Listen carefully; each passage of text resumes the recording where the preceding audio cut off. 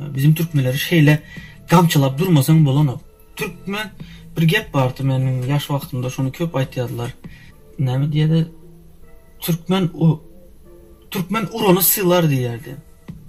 Türkmen uronu sığlar diýerdi. Yani urmasan Türkmeni sığlanok. Nihuya sığlanok da bilýäňizmi? Şonuň üçin dostlar bu realny, bu fakt gep eken.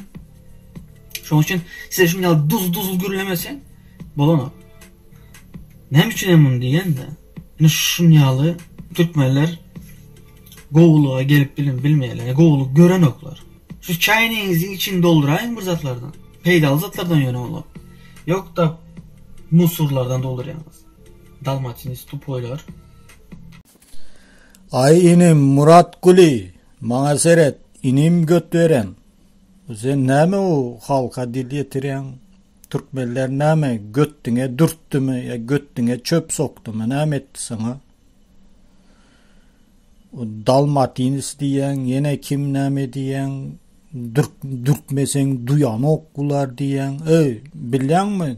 Dürtmeseň kim duyanok? Senin o lider sumaklaryň sikmeseň duyanok. Düşünýärmi şunu?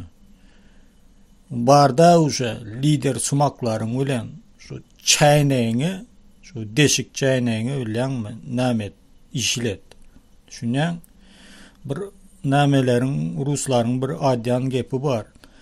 Ne suди людей по своей мере испорченности diye. Düşünýärmi? Şonuň üçin bu geplerini, bu nämelerini, bu aklyny barda lider sumaklaryňa ber, tamam? Inim götüren. Bolýa.